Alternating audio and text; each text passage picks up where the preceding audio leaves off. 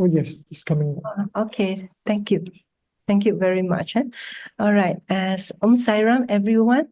Actually, last week we ended by asking ourselves, why do we sometimes hold back on good practices? No? And but before we continue with that, we shall read Swami's passage again. Okay, Sister Kamlesh, are you here? Sister Kamlesh? Brother Manoj, are you here? Yes, I'm here. Oh, okay. Brother Manoj, can you read for us the Swami's passage? Yeah. Yeah, okay. Can you From see? from Brahma to Brahma, from illusion, doubt to God. Sorry, 1 second. Oh dear. Okay. Okay. Sai Ram. From where did the manas, the mind, the buddhi, intellect, the chitta, memory, and ahankara, ego originate? How do they grow and where do they merge themselves? That is Brahma, that is Atma. That being the case, how can you discover your source or your true self by searching for it elsewhere than within you? Instead of going out, you should search within. Such a search is like that of a thief putting on the uniform of policeman and searching for the thief. To know your own self, why do you need any other sadhanas? There is a story which illustrates the absurdity of such a situation. 10 ignorant people were on their way to the pilgrimage, attempted to cross the river. After crossing the river, can you just make it small? I cannot read. Oh, sorry. Okay. All right. No, You need to scroll the document. Sorry. Yes. You need to scroll the document. Oh, hold on. Okay. Okay. All right. Is that okay? Yeah.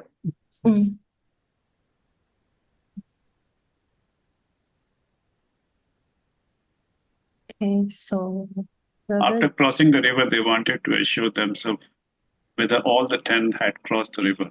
One man started counting and noted that only 9 have crossed the river and started wailing for that the 10th man should have been swept away by the river.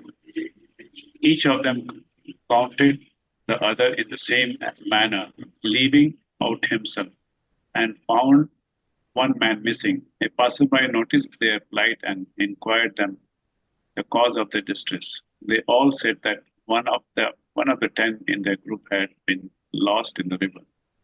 The intelligent traveler found that while counting, each one had left out himself and counted only the remaining 9. Lining them up in a row, he counted all the 10 and revealed that to them that earlier at each count, the man doing the counting had left himself out. This indicates that the individual who is not aware of himself cannot understand anything aright. When you are yourself the Atma, if you pray to someone outside, how can you recognize your own self, the Atma? So the question which was given was that how does a person undertake the sadhana of discovering and knowing your own self? And the second one was, what is the outlook of a person who is aware of himself or herself? How does that person lead his or her life in the world? The other 2 questions which we'll discuss some of the part of it in the last session. Yes, thank you. Thank you, Brother Manoj. And yeah, last week we did part of it already. So I will just quickly scroll down. run through what we did last week. We shared what Swami Sarvapriyananda had said about and self-inquiry, and then and then we went on what he shared, and then later on we came to the part where our group members shared. Yeah, so we actually went through all this already, Brother Manoj sharing. And I think, do we go to where we stop, or anybody wants to ask anything concerning last week's contents? Or should we carry on? I think we should carry on because Okay. I think we stop at yeah. And Brother Manoj, yeah, we were asking why sometimes good practices, we know there are good practices, and why do we sometimes not practice them, why do we sometimes hold back? So Brother Manoj, you gave your answer here, Sairam. Brother, would you like to continue? Yeah. It's written there, it's mine, it's like the many groups that question was that why we don't practice the good practices even after knowing also. Yeah. I think that normally we don't practice even knowing that it is because of the agyana, that it's a delusion. And we feel that what our belief system, which makes us think that whatever though this is written is correct, but we don't believe that it is true. So that is where that our buddhi intellect has to come and guide us with a right sense, so that our delusion is removed. That's the only way I feel that we normally people, or they are attached to those old practices, which they feel that it's very attractive, very enjoying. So why should I leave them? So that is also one of the reasons that people stick to the old practices, even knowing that it is not helpful and it is not correct. Thank you. Anyone else like to comment on this? Okay, then I carry. Yes, Brother I think the Sairam. other thing is most of them give up their sadhana. The easy one, okay, like if you like bhajan, they will like to do it, no problem. If you like seva, easy. But we know many people are learning meditation and then practice for some time, probably 1 year, 2 years, or even 10 years, and then they give up. So it's a lifetime practice. So how many of you actually has a commitment, the persistent, to know that this is good, and whether you like it or not, you just daily have to practice, which very, very few will do that. This is actually true because after many years of meeting so many people, that is decision. Because the reason is because they practice, they expect to have some result, or they desire certain result and they don't get it, and that's where they give up hope, right? So, but then the thing is, when you do the highest form of sadhana, it's not like bhajan you can enjoy, or seva you can see result instantly. This is something that is so subtle that nobody can desire or expect any result, except to surrender and all about letting go. And all your sadhana should be purifying the heart, right, and the mind, so that it's easier for you to experience the transcendental level. That means you transcend the mind, no more mind. That is the most difficult part. Of course, that is the highest, because meditation is before the samadhi, right? So anyway, we are going through all this, going to very detailed these few lessons, is to learn the highest level, and the reason why we have to practice, and also to know the secret that no expectation, no desire, all about letting go, which is lifetime practice. Sairam. Sairam, thank you, brother. Anyone else? Or we move on, okay. So yeah, thank you, Brother Manoj also. Yeah. So myself, I shared that, I came across this saying, it was anonymous, so I'm sharing it here. It says, you can't be in the brain convincing yourself that you are in the heart. I find this very, very meaningful because Swami always saying, the heart is where God resides. It's different, from your mind. So yeah, I hope I'm right. So yeah, so when we are able to experience God, then we'll be able to understand who we really are. And Brahma, which is confusion, illusion, doubts, is what is blocking this truth from us. It blocks us from knowing the Atman. Swami also says life is a game played. And in this game of what we can call hide and seek, we are looking for the Atman. Whole life we are looking for the Atman, although we may not know it. So the right effort must be made. Otherwise, we can be seeking all our lives and never finding it. And we must not keep mistaking the rope for the snake, for that is prolonging illusion. And in life, we go around searching for God, not understanding that the God whom we are searching for is verily our own self, as Swami has told us. And there is a well-known letter written by Swami where he said, I'm sure most of you remember this.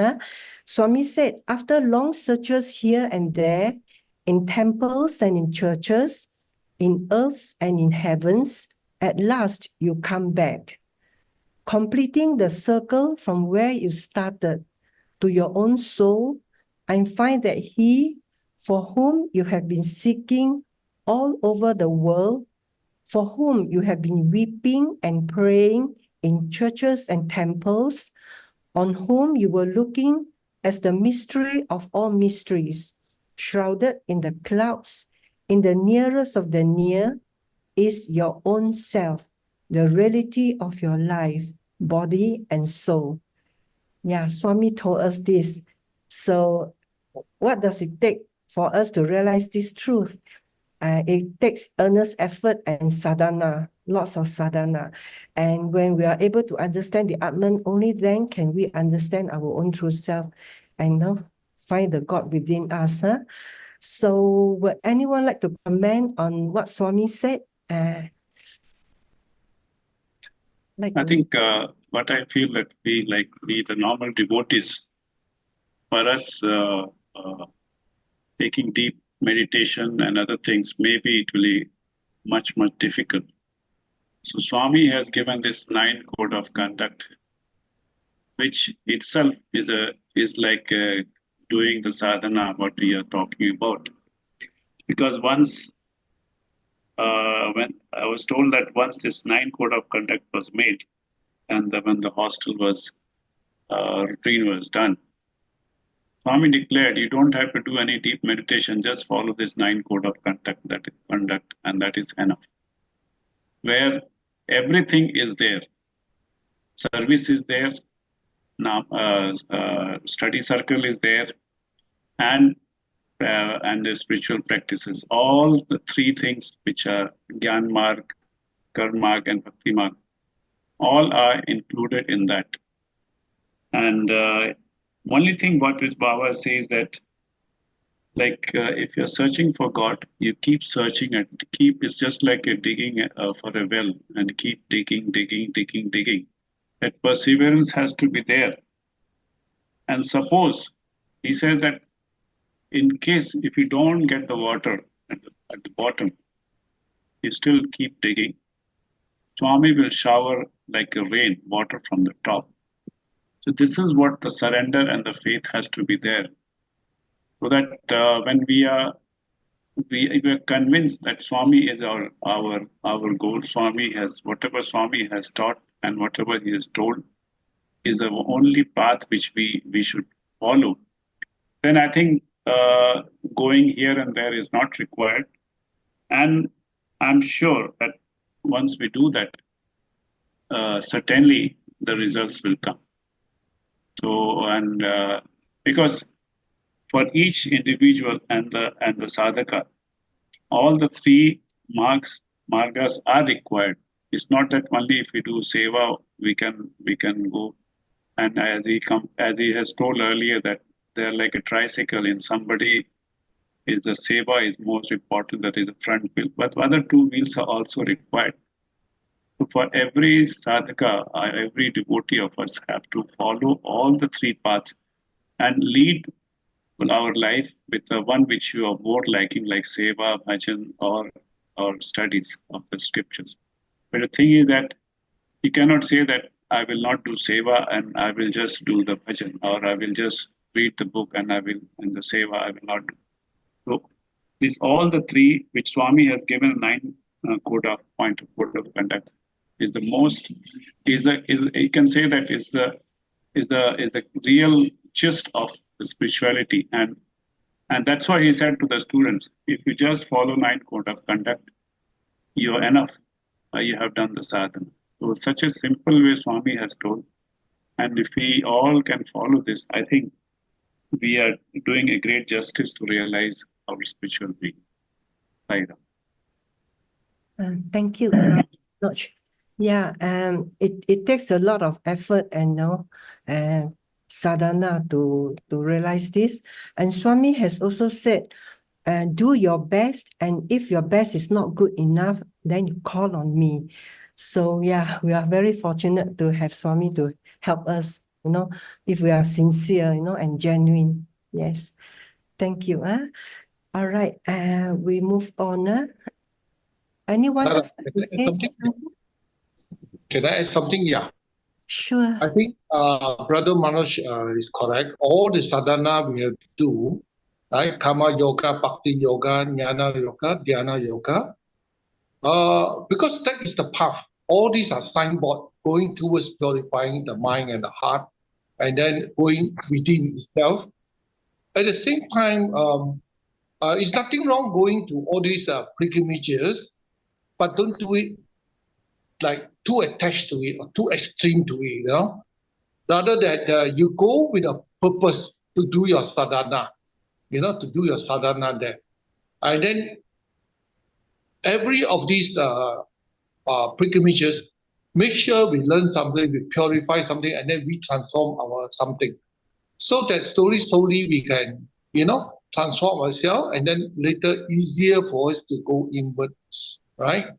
I think what Swami means is, doesn't mean we don't have to go to all these pilgrimages. It depends on individual. Majority at the end will go. Some go for holiday. Some who really go for sadhana pilgrimages. It's a different issue where you actually you evolve spiritually on every of these pilgrimages, and that is important. Make sure you evolve. It's just not go there for visiting or holiday, And all these will going to help you to go inward also. Sairam. Sairam, I think when you see yourself in all and in everything, then it's easy. This is the easiest way. You see yourself in all. See Swami in all. You can say in other words. See yourself in all and all in yourself. Then it's easy. That's the most easiest practice, I think. That's what I do. That's the most easiest. Sairam. And if there's ego, you cannot. There should be ego, and you have to come out of the comfort zone. Then it's easy. Sairam. Thank you, Sister Sairam. Any more? Sairam, Okay. sister. Sairam, brother. Okay, the question is regarding the lapses of the mind. You have been a very disciplined person, and you have love for God, and you go on this sadhana of visiting temples. Not visiting, it's a spiritual practice which you have learned from your parents, and you go from temple to that temple, this temple, and you do that because you have heard a lot of spiritual stories regarding those places of worship, There might be a good priest there who does his work very well, for which you are willing to go and listen to his way of conducting the prayer, and that attracts you. And then you do your prayers and you find a lot of solace. So that creates happiness in you. What kind of happiness? Spiritual happiness. So you feel uplifted. You can rest for a while in a temple. You find that you are able to meditate for a while. And when you leave the temple with gratitude to the God there, you feel that there is a powerful vibration which is coming to you because of the temple itself, the way it has been consecrated and people have been worshiping. Like that, there are many temples and shrines along the old highway, along the old route from KL to Penang. There are many places where you can stop by and do your prayers. And by the time you reach home, you would have probably stopped about 10, 15 places. And you look back, you find that you are spiritually strong. Strong against what?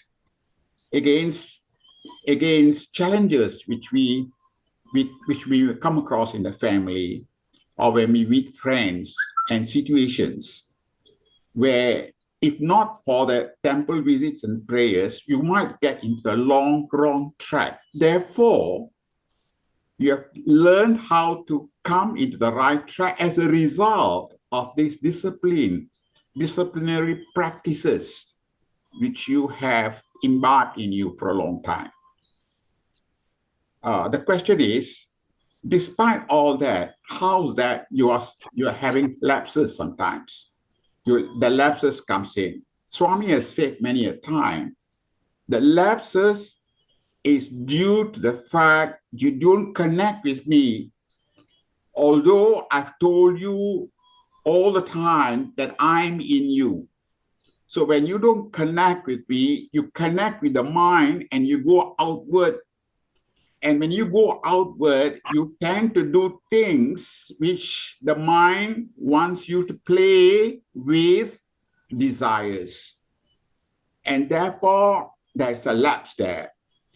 And those practices are happenings when the mind leads you outside their desires. Could be anything. Could be anything. It could be anything but dharmic. That means it's adharmic. Normally, it takes you along. It can be wasted time, energy, wasted money. A lot of things goes on, and it multiplies. When you get back from that, you have lots to regret. But it's an experience. Is that necessary? You have to self-audit, and you got to come back. And if you are the person who is going to temples, you will come back very fast. But Swami has taught us a faster way. And that is what just now, the brother said just now about the nine-way code of conduct. That would be a faster way. It comprises of everything. All four yogas are all there. It's all there. And we just have to practice that faithfully. You need to put your mind into that state of willingness voluntarily to practice it just for a while. And you'll find that you are changing, and you will tend to realize that what can be achieved in the temple can be achieved by following the nine-way code. That doesn't mean you don't have to go to temple. You still can go as your mind or as your intellect or as you require. At the same time, you practice this, and there comes a time when you find that you are happier doing the nine-way code, because if you are getting spiritually lifted very much faster and you're getting connected with Swami. So this is a sadhana. During that period when you're practicing this, you find that the adharmic activities or mind play is gone. You see, what is very important is there is this great person who was wanting to get a lot of desires settled through his guru, this and that and everything, you see, most worldly and spiritual. And then after listening to what the guru has said, he came to this one conclusion, which was prompted from inside his mind. He's telling to that Bhakta,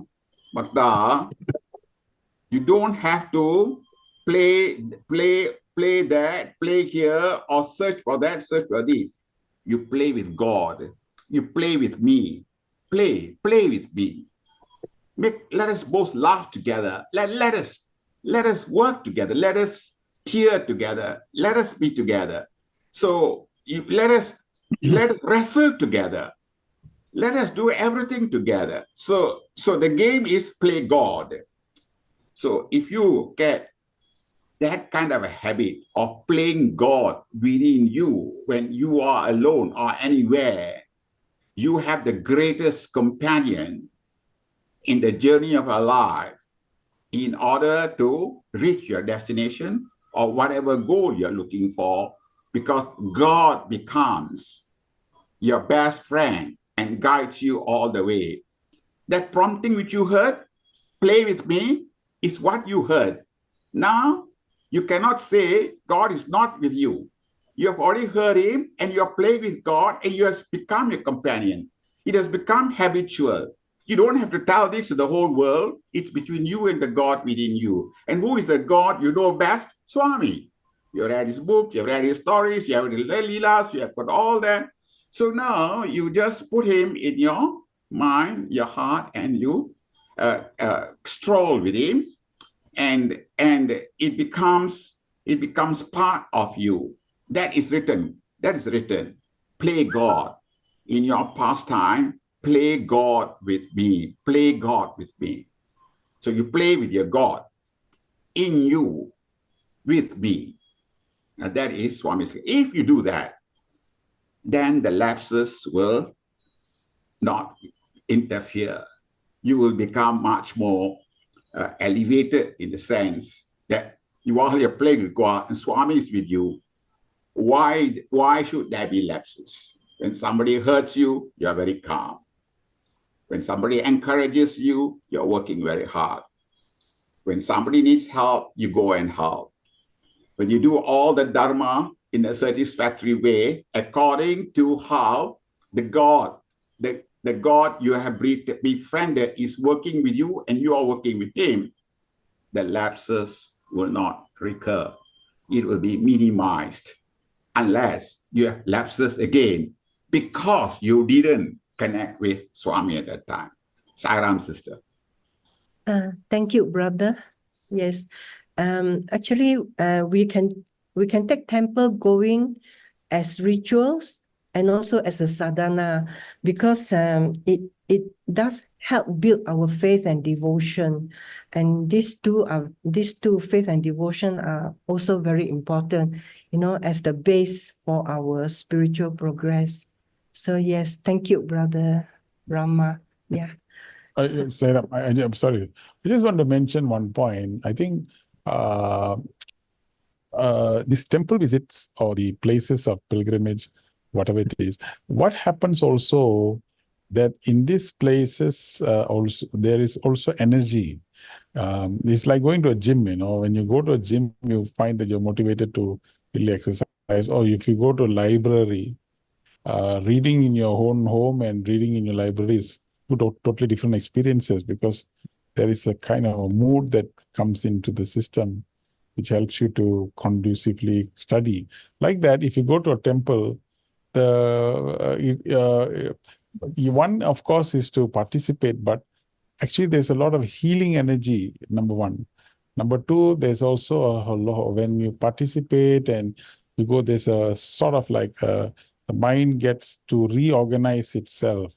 The cluttering becomes a little bit easier. You find that if you engage and plug in, So when you actually go into an orbit and come back, and that's why they ask you to go 3 rounds and all that, it's a kind of a auric bath that takes place in a temple. So which that must not be undervalued, because that is necessary also, because it gives you a perspective change in the way in which you perceive the problem.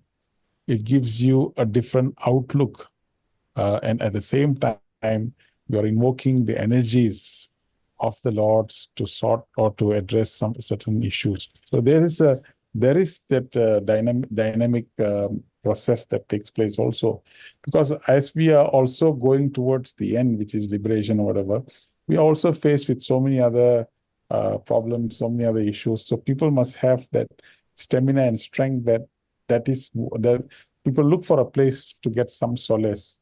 So that is how it is. But the other thing is also that to look at the first point in which Baba mentioned, a very powerful thing, that you got 10 people and you look at only 9 and then keep on looking at where's the 10th, where is the 10th. So actually that's a nice analogy, but really that's exactly where we are also, because all these other statements and experiences is going back to the finding the 10th person, you see. So the 9 exists only because the 10 exists. But we pay attention to the 9 and forget the 10th. See, that is the problem in the world.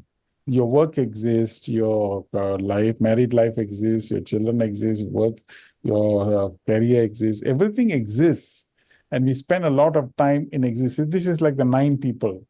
So you count all the 9, you see. But if I don't exist, why this 9 exists also, there's no point, isn't it? I must exist, only then the world will exist. So then I must ask, who is that existing within me, which is responsible for me to exist? And therefore I create the world around.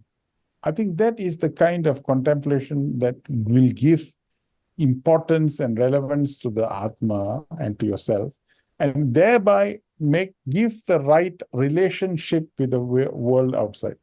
The key word is relationship. Whatever that we're learning in spirituality, everything else, what is the basis of the relationship that we have with the world? That is what is going to denote happiness. That is what that is going to denote perspectives. And that is what that is going to denote experiences, relationship. But relationship cannot come naturally if we do not have that ability or the wisdom to do this. That's why Swami is giving us this wisdom. Doing all this sadhana, these experiences and everything else, for us to get that balance correct in our system, so that we know we can now count the 10th person. The 10th person is counted, then we got no more problem, because then I'm already, then I know my Atma is included. Then a certain dispassionate detachment will start to develop, a vairagya will start to develop, viveka will start to develop, because you already counted the 10th person.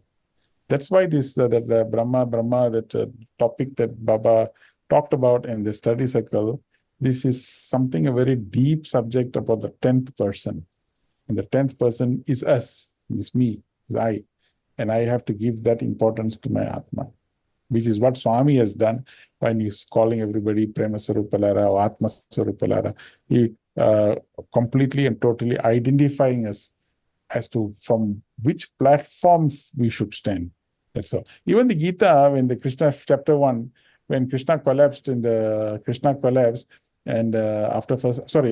collapsed. After Arjuna collapsed, the 17 chapters remaining was about rehabilitating Arjuna. But what was the mode he was rehabilitating? He only rehabilitated him towards the knowledge of the Atma and giving him to make him stand on that platform. Don't stand on the platform of the mind. Don't stand. So he counted 9. He forgot the 10th. That's why he collapsed. So once he was reminded about the 10th, then he got the strength and he was able to fight, you see. So this 10th person is very important in our day-to-day living and day-to-day interactions in our experiences. Yes, thank you. Thank you, brother. Yeah, actually, looking at Swami's letter here, this letter here, actually what Swami is saying is that we search everywhere for him, including in temples and churches, And when all the while, he whom we are searching for is very, very much our own self. So it's not that we shouldn't go to temples or place too much importance on that, but it's just that temples and churches are also where we go to search for God. So verily He's very much in us, within us. So thank you. So we move on. I think the temple visits are also required because, as the brother Suresh says, the energy level of the good people, good thoughts, that changes the worries and everything. Yeah. And I read once that another ritual normally people they do in the temples is when they see the deity, and after that, when they go out of the temple, they sit on the parapet and they recite one mantra, which says Anayasen Marnam Bina Dhanen Jivanam Dehante Tab Sanityam Dehimam Parameshwar. That is to say that, oh God, give me a beautiful death, the death which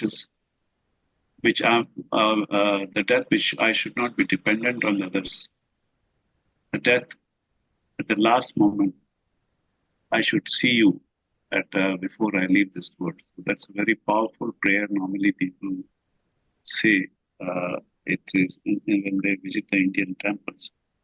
So these things are the reminder of us, the reality of the life. Like Swami's Vibhuti also, similar things that it says that everything will become ash. Because we give so much of importance to the worldly thing that we don't want to come out. And these realities which are there, it need to be told with some profound experiences, profound pointers. And that is where the temples, the vibhuti, and all these things are required for us to remind us. Because unless, like we are working, and suddenly we have to do something more important. So a reminder comes. So these things are reminder for us to go back to the source, and that is to see that what we have been looking is also required for living, but the main aim should be to not to get entangled and see and seek who we are actually. Sairam, yeah. And also, every time we enter a temple, we feel very good. So temples are good for us. So So one more thing, Sister Jimmy, is that it's not just the temples. That if you go to any place, like for example, Harira, there's a Puasa month, and then we are always join the Muslims in the mosque. In the actual mosque sanctorium, also if you are connected, vibration also you can feel. And then we go overseas, and then the big, huge churches that we visit to, also the connection can be felt. So it's all places of prayer places have got that energy. But if our mind is caught in a certain, then we'll find that we are very comfortable only in the way in which we have prayed in the temple that we are familiar. But if you just open up, you'll find that we'll be very comfortable with every places of prayer. Then you enjoy everything because you can feel the connectivity of the places. And when we get connected, what happens is the agitation and the restlessness which we had in the earlier, before going or before entering into the temple, slowly becomes lesser and lesser. Once the agitation and restlessness become lesser, the veil of the mind slowly loosens.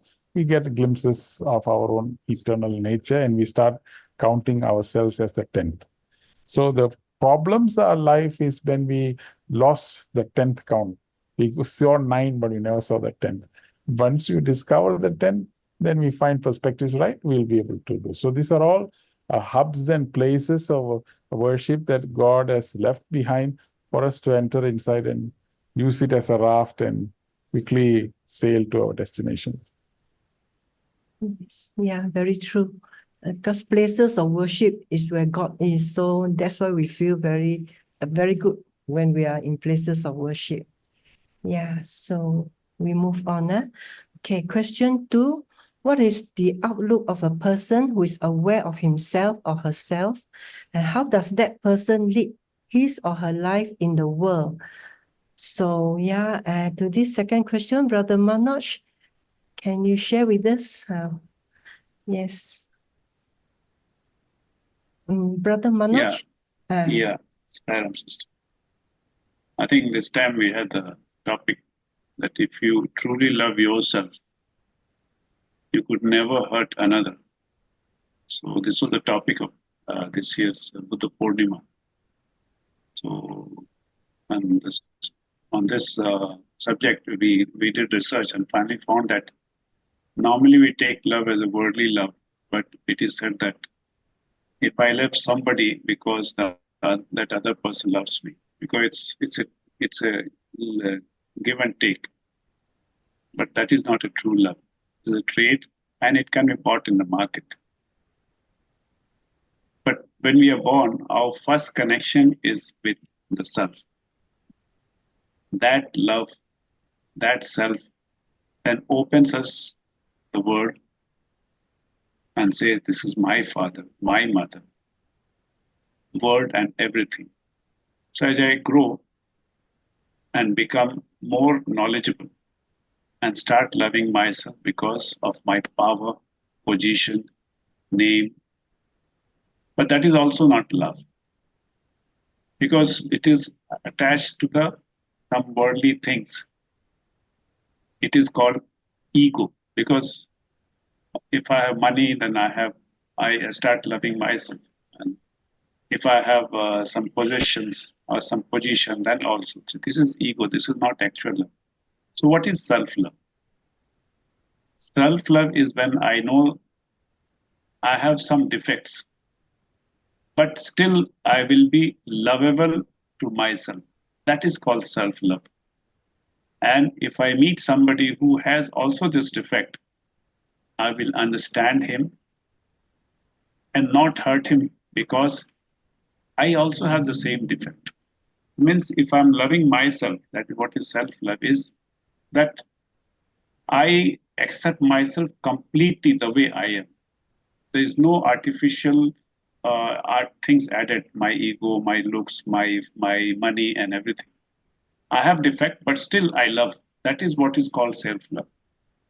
So my outlook towards others will be of more understanding, because I know that same defect is in me. Suppose I'm short, and if somebody more comes very shorter than me, so I will not laugh at him. Oh, this is a dwarf person, because I mean, that's God has given. So the way he is, his mother must have loved him same way. The parents must have loved him same way, whether he's short or ugly or good or bad. So if that is the case, then that self-love comes, accepting whatever I am the way it is. So what is self-love? Self-love is when I know that some defect, but still I will be lovable to myself. And if I meet somebody who also has the defect, I will understand him and not hurt him, because somebody Sorry. He shifted. Sorry.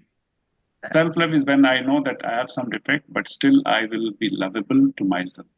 And if I meet somebody who also has this defect, I will understand him and not hurt him, because I have the same defect. My outlook towards other will be more understanding, because I know the same defect is in me. And knowing that makes me more calm and more loving. When I know that I am, and if someone were to say something different from what I am, I will not get affected, because I'm aware of what I am. Let people say whatever they say. That will be the answer from my view to a second person. Suppose I'm a very lean and thin person, and somebody says, "Oh, you're so fat, you gained so much weight."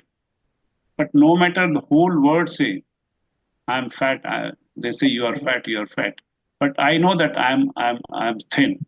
But I will not be affected by others' comments. So this is what it's self-love. When I start loving, whether it is good or bad, whether I will be more happy and more I will not be affected by others. So this is what the analogy I can use it when the person in the question is that how he will live in this world if he knows that he is Atma. So he will be not affected by the others' comments, and he will live a life in total harmony with whatever the situation is and that is what it will make the change. Because normally what happens, we get agitated by others' comments and we try to live the way others are telling, the way others are feeling, and that is how the trouble starts in our life. So this is what is the answer to the second question, what I felt that. Saira. Saira, thank you, brother. Anyone like to comment on this?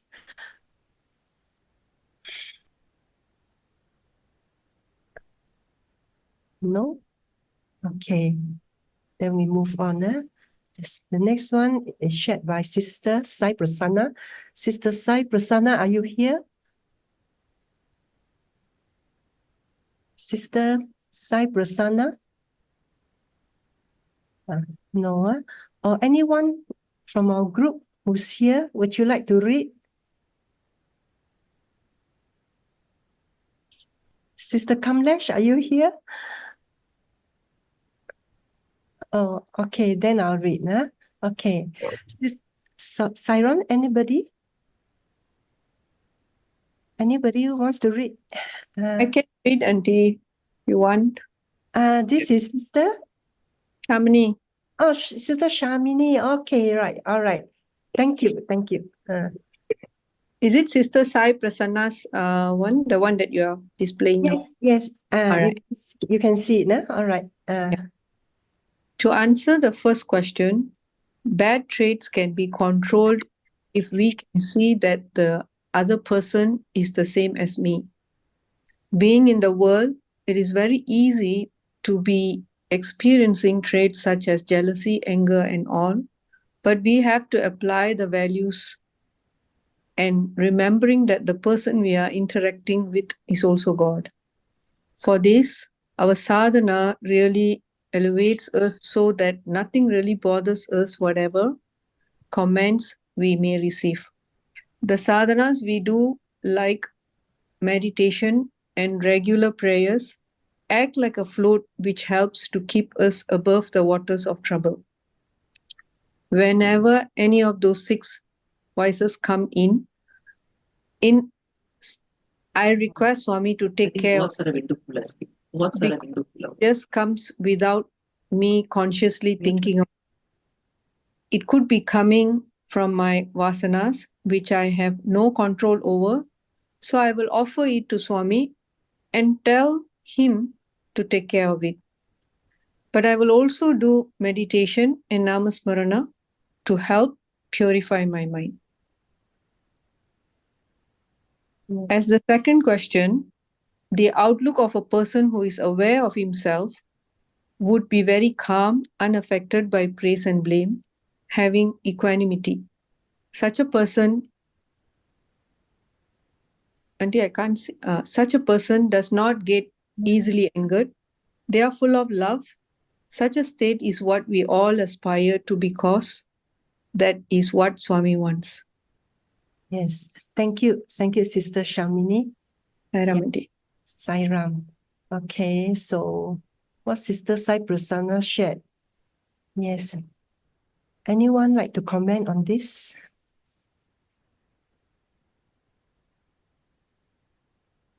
She says that the sadhanas we do, like meditation and regular prayers, act like a float, which helps to keep us above the waters of trouble.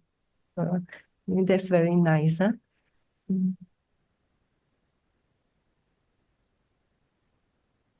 Any comments? Saram sister. I think the point is whenever we are getting into some difficulties or problems, talking to Swami is, I think many of us practice, which is, we know is very good. Of course, some of it is because our karma we have to go through. That we have to learn to accept and surrender, and of course to learn the lesson from there, that's important. Like last time, Brother Monang should say, Om Saram, Om Saram. He always chant that. I think most of you also do that. That is actually important. In fact, sometimes we find difficulties. Many of you might have done it. Before we actually face a situation, we know there is going to be some difficulties or problems that we chant Gayatri. And when we actually approach the situation, interestingly, the thing just dissolve, soften or dissolve. I'm sure many of you have experienced that. And that is the power. We thought that is, how to solve this problem. You're already thinking how to solve the problem. And yet you just chant Gayatri, Hopefully there will be some, some solutions will come, or God will bless us and guide us to go through. And that's exactly what happened. And that is the power of Gayatri. Sairam. Yeah, true. Sairam, sister. Sairam. In fact,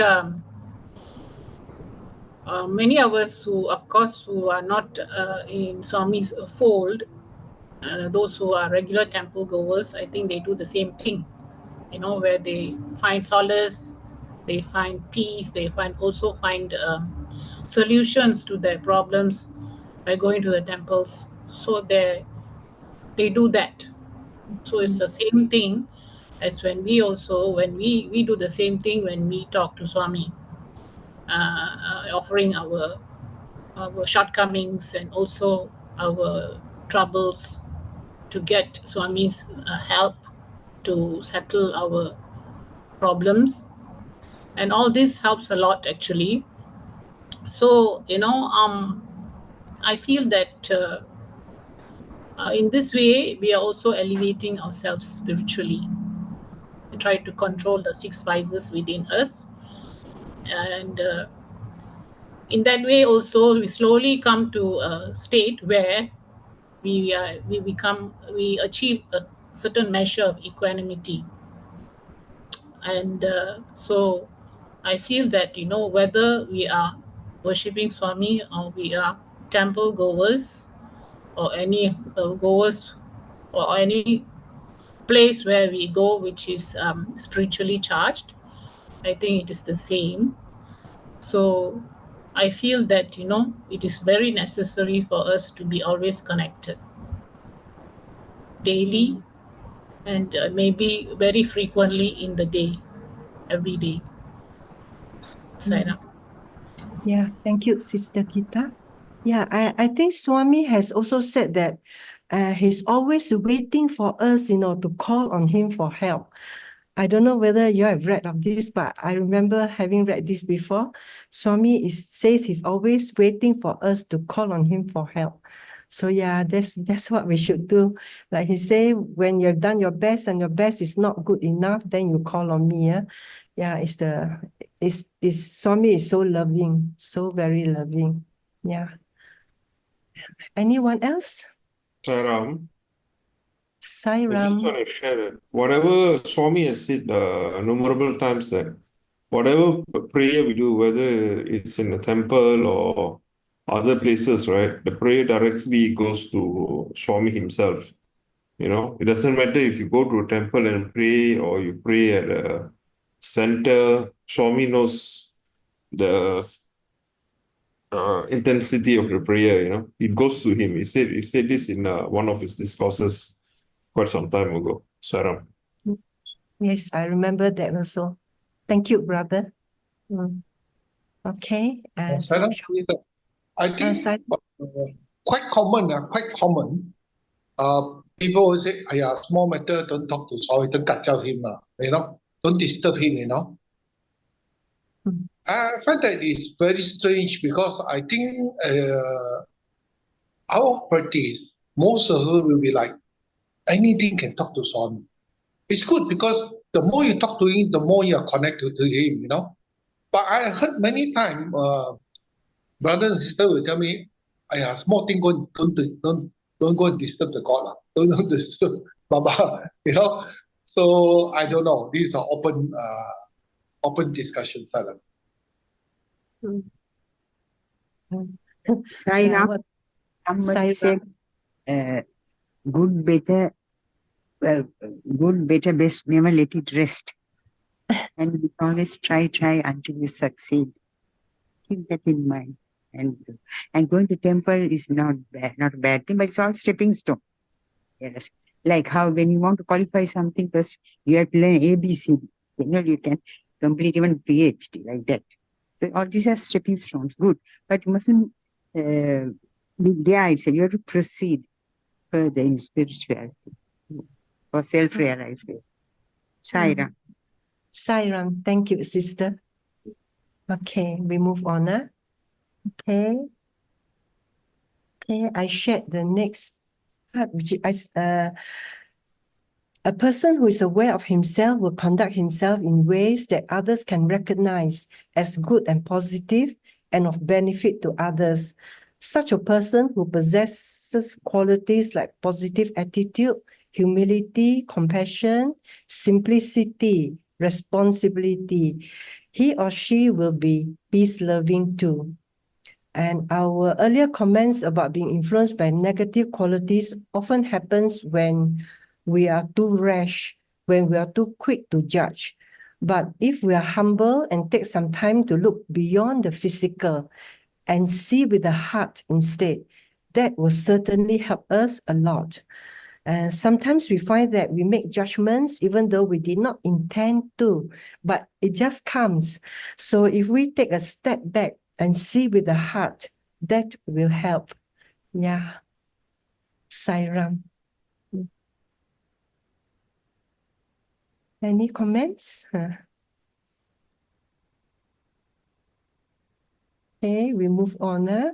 Okay, the next one. Saram, I think it's true what you say. We step back and see, but also because different people have different experience, different paradigm. So is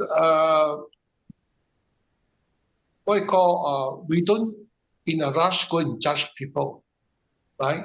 Like his paradigm is like that. Smoking for him is okay, you know. That's why Suri said in the beginning of this Satsang, say there's no right and wrong. There's no right and wrong. You know, everybody got different level of paradigms. So it's best not to judge, but to learn to maybe remain calm and see what's the decision. Saram. Yes, yeah, true. Thank you. Thank you, Brother James. Okay, we go to Sister Devi Raju. Is Sister Devi Raju here? Sister Devi Raju? No. Okay, Sister Shamini, would you like to read for her? Sairam? Can, Auntie. All right. I just follow the basics of what Bhagwan has given and listen to a lot of Brother Suresh's talks. Think good, speak good, do good. And in the process of this kind of mind, you'll discover from being Brahma to Brahma, discovering your true self. We live in a lot of external feelings and judgments and so on. I can't give much elaboration, and this is how I try to conduct myself. As I do my seva and do my dharma, abiding by what Baba has taught with pure love, firm faith, and surrender, I can learn to discover myself and my inner strength. This helps me understand when we say that Baba is God and we are also God. And this is how we realize all our negative qualities and become more godly. Yeah, thank you. Thank you, Sister Shamini. Yeah, Sairam. Sairam. Yeah. Any comments on what Sister Devi Raju shared?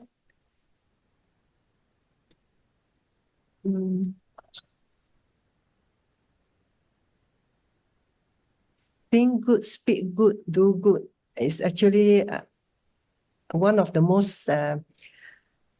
most favorite of all Swami's teachings. Yeah.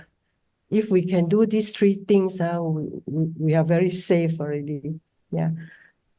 So yes, anyone would like to add on? See, earlier it was see no evil. see good. Hear no evil, hear good. That hear good was put inside. For earlier it was just don't see, don't see. But actually, if you say hear no evil, and you don't put hear good, it's a problem. Because the hear no evil does not mean that it will remain like that. That's why the mind must switch to the hear good. Then only the evil will be focusing only on the positivity. The negativity won't come in. Because the world will continue to churn out and give us all kinds of experiences. But when we keep focusing on the positivity, we ignore the negativity. Why people get exhausted? We'll read the book called The Organized Mind. It's a very powerful book, a very strong book. Why don't you play chess, Huh?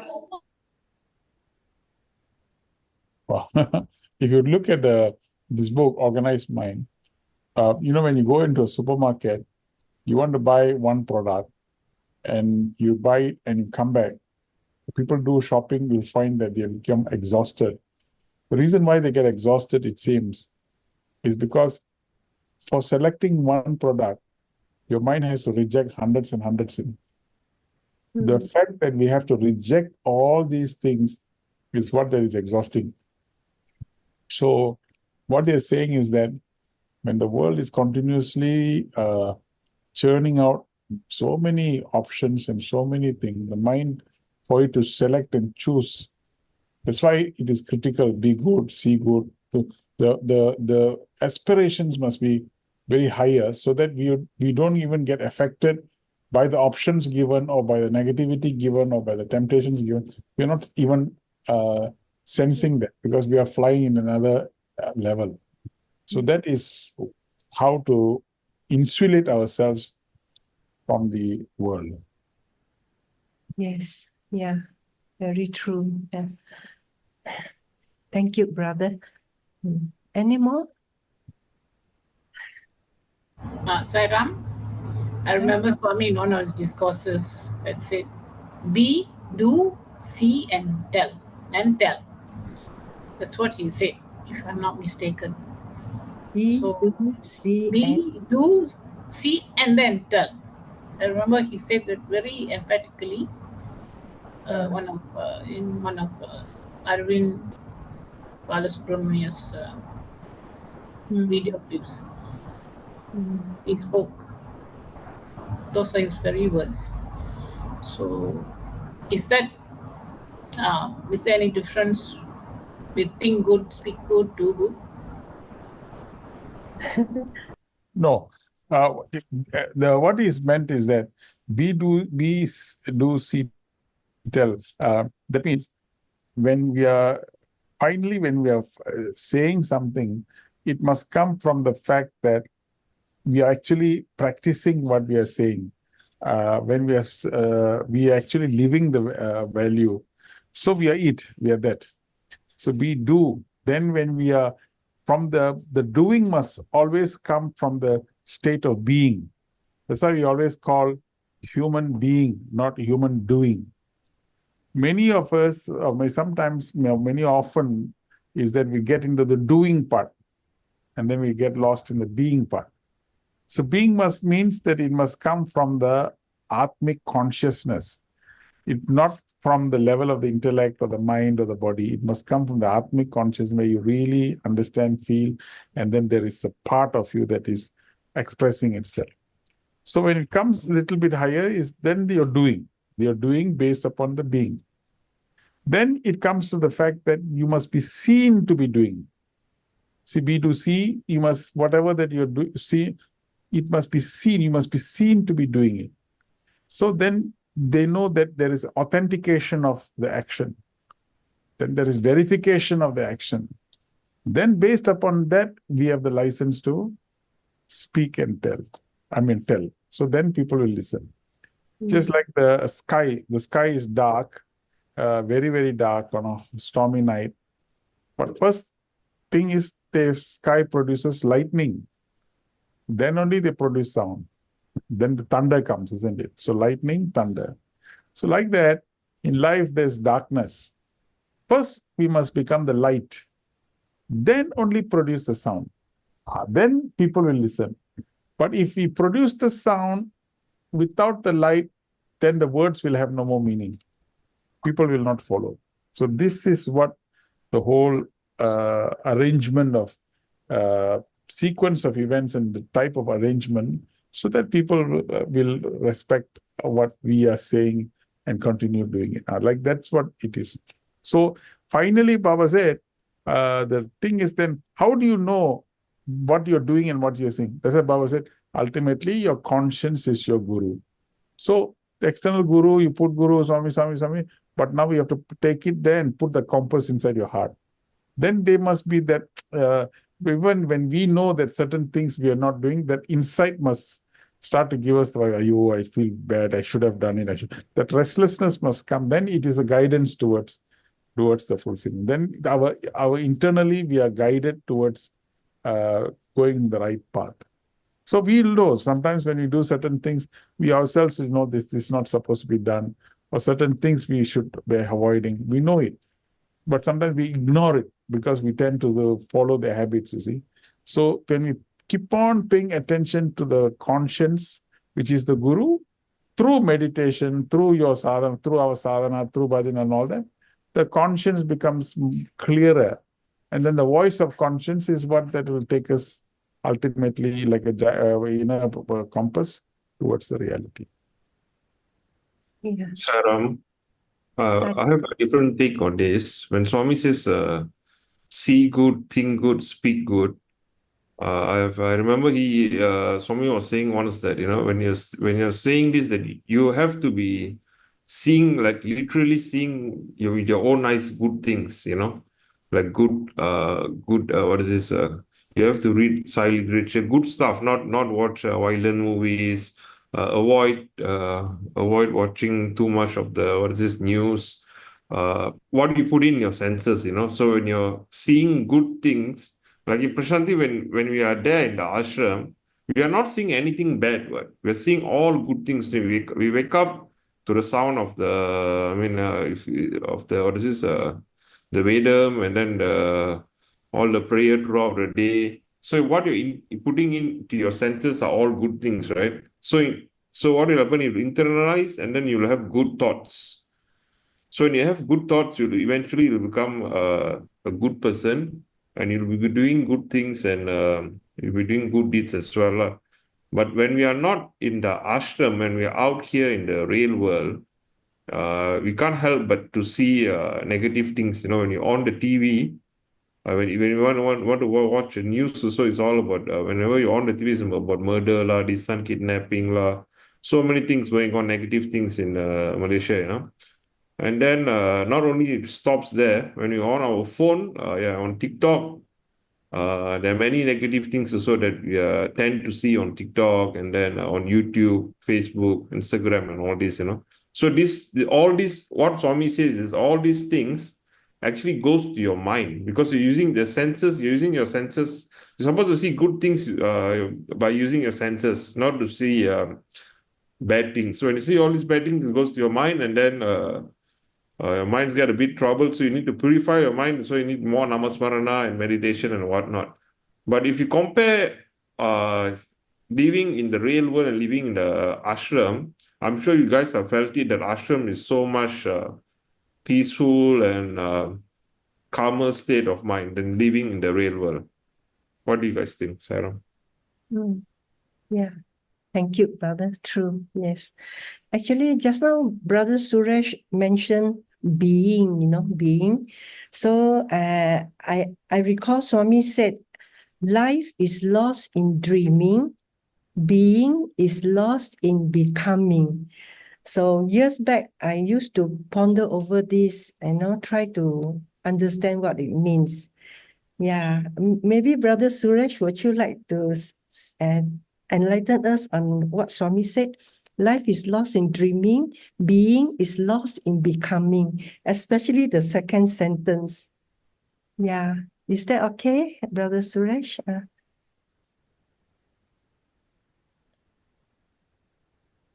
Sairam? Okay. Our natural state, is being. Our natural state is the natural being state in which we are pure bliss, happiness, joy. This is our bliss. So this is our state. Now, in our desire to achieve certain things in order to become, suddenly what happens is we start taking on roles. Then we start identifying with the roles. Then we start functioning from the perspective of the roles. Then the roles start to take prominence, start to take start to take importance, start to give relevance, start to provide identity. So in becoming, gaining that identity, what happens? We lost the being, and we, in the process for becoming, we became that role. So now we are this role, we have got a mask. So if people start wearing masks, people start pretending, people start projecting. So then we lost it, you see, in the process of that.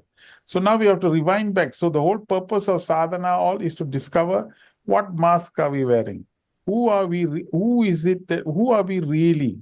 Why are we like this? So that's why everything gets dropped off and we come back to the being state.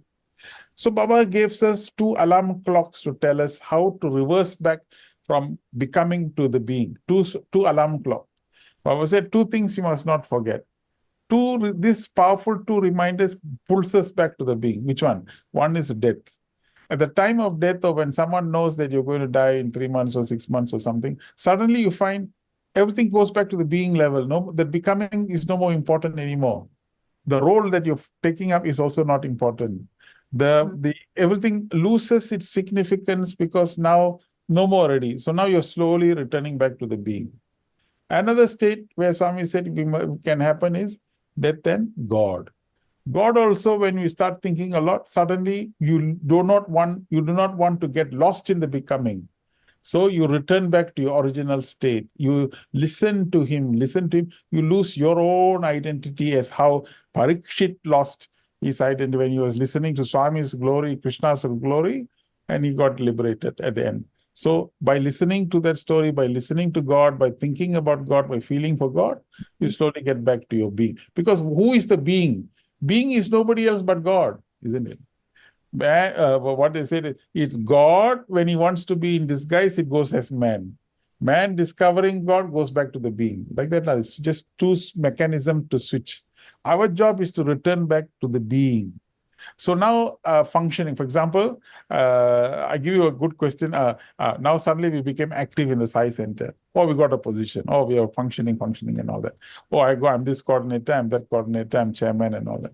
So after 2 terms, now the role finishes. So you step down. After you step down now, okay, then what happens? Oh, when I was the chairman, when I was the center coordinator, I did this, I was running there, I was doing this. So now what happened? Now I just leave out to others. I'm not too active. So suddenly you step back. So that means to say that, is it because you function because of the position? Is it that position that motivated you to do it?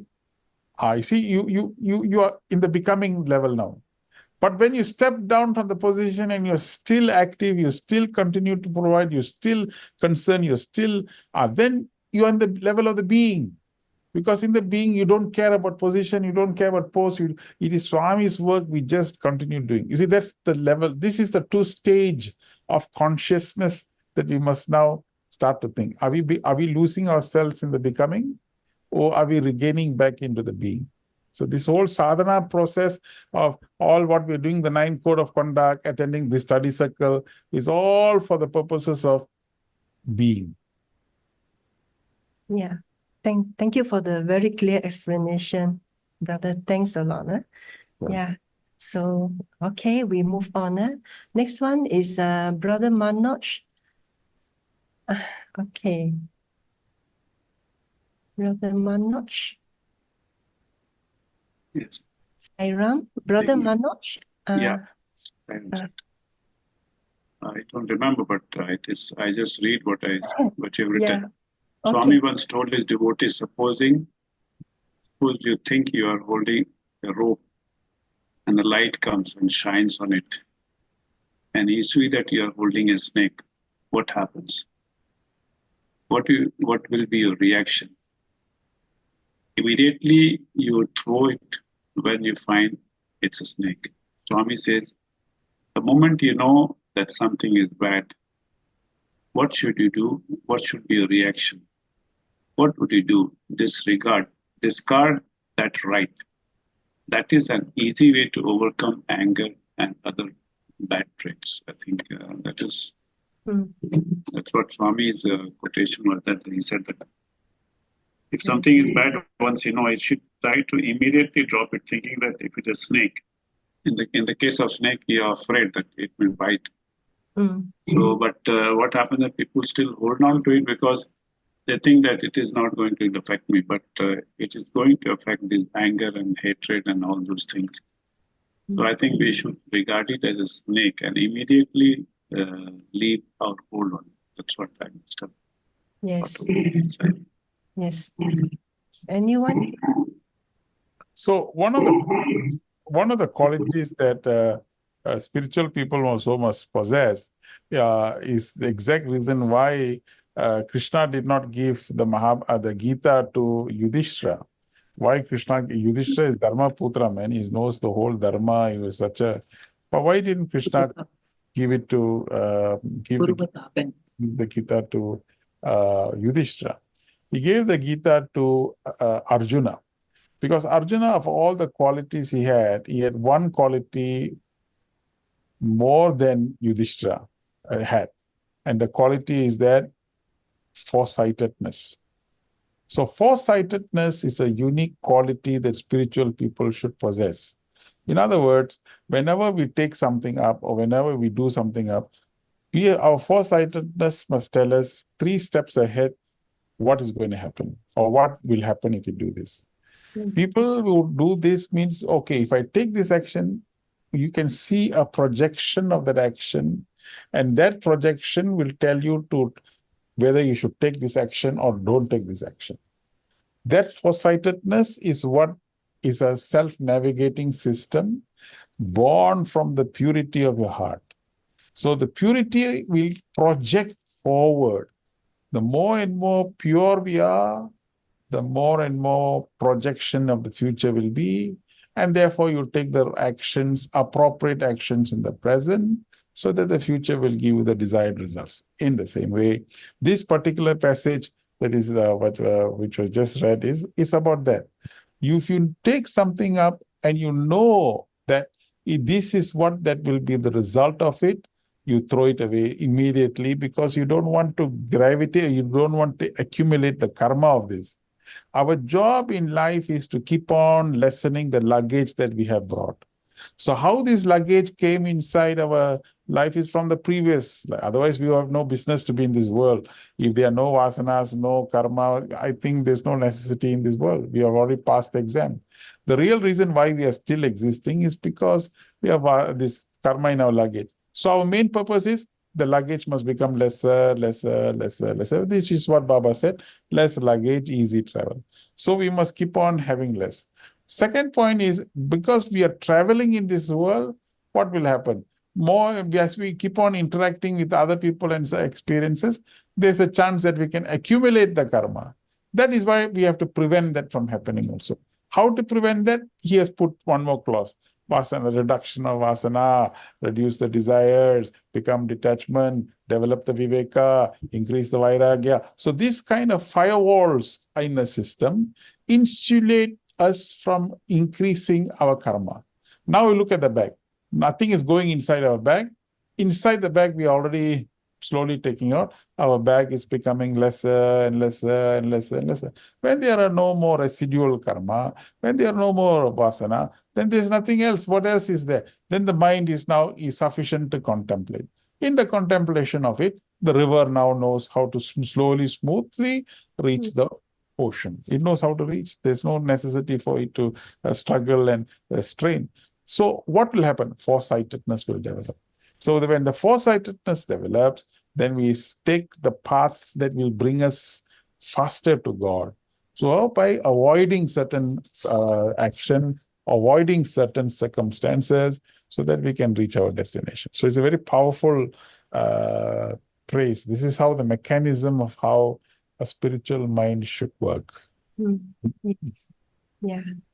Yeah, just one caution. I just wanted to say that a lot of people, they think about some work and they think so much of future that sometimes they are not able to take the decisions also. The way Krishna was there, the way Arjuna was there. So we need a guru or somebody who can clarify what is the right way and what is the wrong way. But in the worldly matters, a lot of times we don't have that clarity in our life, and people still sometimes people don't take the right path only to cover their course of action. So this is also one caution we have to be careful. Yeah, which is why Krishna also mentioned first quality which we should have is fearlessness. Fearlessness is born from courage. Courage is born from confidence. Confidence is come from clarity. See, then you'll have, once we have those systems in place, we'll be able to take the right action, take the right decision, make the right thing. So like that's why spirituality is not an extracurricular activity where we finish our work, finish life. Okay, we got a little bit of time. Okay, we go and spend our time in the center and then clap the hands, bhajans and all that and come back. And it's not like that. It's not an extracurricular activity. It's actually the main thing. The core activity should be this. In fact, all the rest should be extracurricular activity. This is the main, because once you know, that's why Abraham Lincoln said, if you are supposed to supposed to chop wood, spend 6 hours in sharpening the axe, 2 hours in cutting. You see, this is what sharpening the axe is spirituality, you see. So if you spend time in sharpening the thing, you will find that you'll be able to cut it fast. You'll have the foresightedness, you'll have the ability. Then you'll have the courage like that. So this is it is the central essence of what life is all about, which is Bhat Baba has. Today, the world, you see, look at everything that is happening now in the world. If you look at the situation in the world now, everywhere riots, looting, all kinds of things happening in the Iran war in the sea. There are about 16 ships now standing inside there. Do you know that the war? I mean, they're all like that, hoping that the war doesn't come. So they all wait. Inner ships are all lined up. The economic crunch is beginning to be felt. Earthquake in Japan. Lots of things collectively coming like in the gloomy situation in the world. So in this particular world, who will be the one who will be able to help? It's spiritual people. Spiritual people with pure consciousness. If we meditate, if we send love, the vibrations of that is very powerful. We can make a difference in the life of the people, a difference in the world. That's why Baba said, I remember Brother Manoj presented that slides, and then I told Sister Emma to send, I got the slides. The first line, I want you to be leaders, to take men out of the wilderness. Can you imagine? My God. What is to take men out of wilderness? So that means, that is the power of the spirituality that we have. It is not just, there is a repercussion for the world that if we involve ourselves. Yes. Very good. Thank you, Brother Sairam. Okay, we just have a few more minutes left. When we were sharing it during breakout room, I was thinking that sometimes we may do something not good, and because we were not aware that it was not good, we were not able to correct ourselves immediately. Like Brother Mano said, when we know it's a snake, we quickly throw it away. But what if we were not aware then? So it is also like that story of the 10 ignorant people crossing the river. Each one of them was not aware of himself and therefore was not able to include himself into the counting. And he had to take an outsider to point out to them where they had gone wrong. And Swami tells us in the passage, Swami says, when you yourself are the Atma, if you pray to someone outside, how can you recognize your own self, the Atma? And also something that Saint Francis of Assisi said, which is very meaningful. He said, what you are looking for is already the place you are looking from. what you are looking for is already the place you're looking from. It's just so beautiful, huh? Yeah, that's so profound. Yeah, so engaging in constant sadhana will eventually give us this realization. It is about self-cultivation, and no one can help us to accomplish that. And gurus can only show us the way, but to succeed, we need to do this by ourselves. Self-effort is needed, and this is where a Buddhist song, the lyrics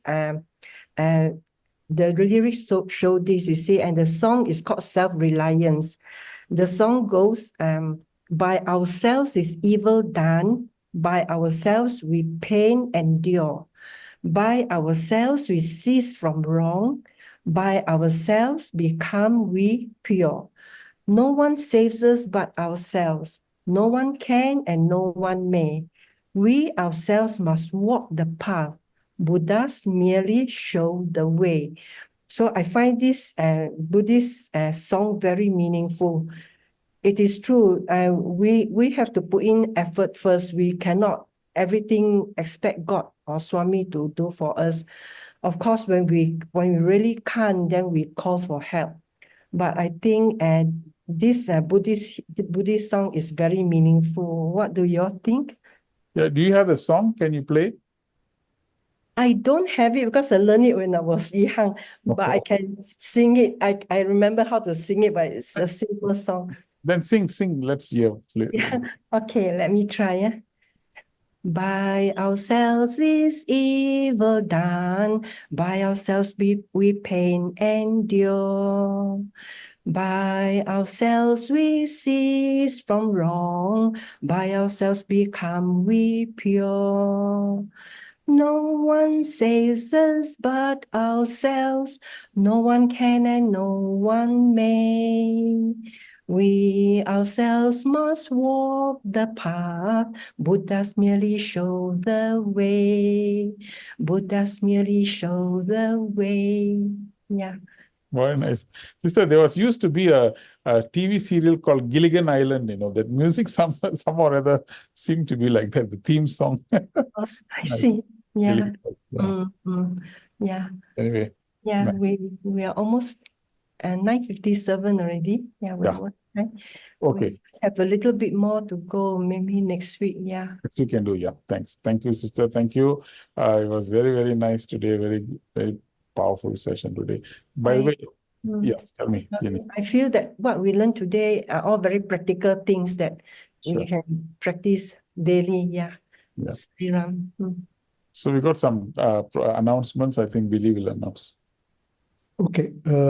As what Dr. Suresh mentioned just now,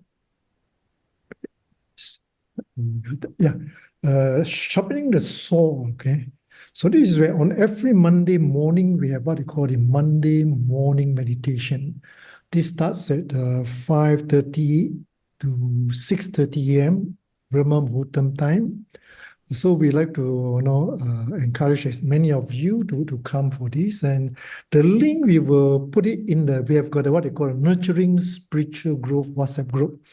But those of you who are not in the group, you can quickly jot down this number, 6012-3988-166, and just text me, I will put you into the group.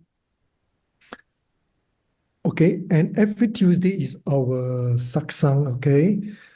So next week we have a little bit more on the part 3 of discovering one true self, and then we will look at discuss new topics. Okay, this is from the Shivaratri study guide. The material itself we will also be put into the Nurturing Spiritual Growth WhatsApp group. Those of you who are not in the group, WhatsApp me. Okay, and then every Friday we got the Friday morning meditation. This is for the Chinese group. Again, it's from 5:30 to 6 a.m. And then on coming Sunday, okay, we have got a very interesting and a very, very beneficial workshop called The Joys and Challenges of Parenting. There are 4 speakers, Sister Uma, our Sai School headmistress, Brother Mike Tu from Tangka, Brother Dr. Sabitan and Sister Sitpa. Okay, so those of you who are not signed up, okay, again we will put into the WhatsApp group the link. Okay, so this is it. All right, so this will be a very those of you who have got who know young parents. Okay, please help us to send this poster to them because they'll be talking about a lot of things about addiction and how to overcome and how to solve issues relating to parenting. Then on the take down this date on the 6th to 8th of September, we have got something called a silent retreat at Broga Bliss Resort in Seminye, Selangor. This is the second time where we are organizing this retreat. And this is conducted mainly by Dr. Sabitan. I must tell you that the first retreat was very good. That's why I know we are going to have the second retreat, and I hope as many of you can sign up. But sorry, okay, the seats is limited to 30 seats only. Okay, 30 places because for effectiveness, we are limiting it to 30 seats, okay? So back to you, Dr. Suresh. Yeah. Thank you, Billy. And this is all the programs, hopefully. And then also, Billy, why don't you say about the Sadhana National, the Sai Convention, isn't it? Oh, yeah. Okay, I didn't put it up here. Okay, I will put it in the Nurturing Spiritual Growth WhatsApp group. Yeah. Okay, yeah, for the National Sadhana Camp, we have invited Brother Arvind, one of Swami's former students, he will be the main speaker. Okay, and this will be another very exciting program, so not to be missed. Okay. Yeah. Okay. Thank you. And till we meet again next week, Sairam. Sairam, thank you. Om Shanti Shanti Shanti.